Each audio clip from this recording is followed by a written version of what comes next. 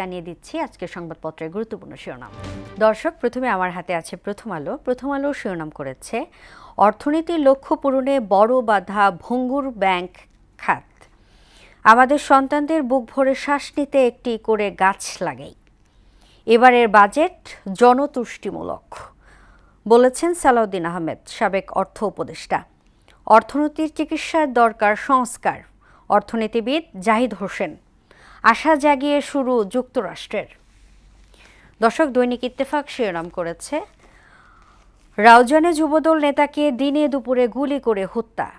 বিরোধী দলের অযৌক্তিক বিরোধিতায় কান দিচ্ছি না।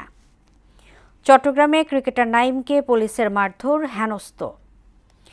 8 দিন হাসপাতালে কোটি কোটি টাকা নিয়ে আমার পেছনে ঘুরেছে, শেষ রক্ষা হয়নি, স্বাস্থ্যমন্ত্রী। সমকাল শিরোনাম করেছে, বড় দল হতে গিয়ে জামাতে বিশৃঙ্খলা। কক্সবাজারের প্রধানমন্ত্রী বলেন, তারা জনগণের জন্য রাজনীতি করে না। চট্টগ্রামের 11 দলের সমাবেশে বলেন, সরকারের সময় ফুরিয়ে যাচ্ছে।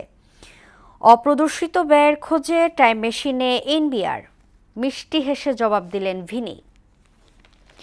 বাংলাদেশ প্রতিদিন শিরোনাম করেছে, যতক্ষণ প্রাণ থাকবে দেশ ও মানুষের জন্য কাজ করব। বিনিয়োগে দক্ষিণ এশিয়ার প্রথম গন্তব্য হতে চায় ঢাকা, পররাষ্ট্রমন্ত্রী। অর্থ পাচার রোধ, দুর্নীতি দমন, জনসচেতনতা, বাজেট বাস্তবায়নের 3 উপায়। জার্মানির গেরো খুলবে এবার। যুগান্তর শিরোনাম করেছে, প্রস্তাবিত বাজেট 2026-27, রাজস্ব আদায়ের কঠিন অঙ্ক। চকরিয়া জনসভায় প্রধানমন্ত্রী বলেন, বাজেট বাস্তবায়ন করে মানুষের ভাগ্য বদলাতে চাই।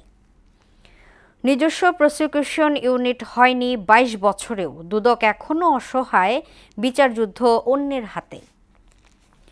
দর্শক, সর্বশেষ আমার দেশ শিরোনাম করেছে, 2 দেশের বিবৃতিতে রহস্যময় ফারাক।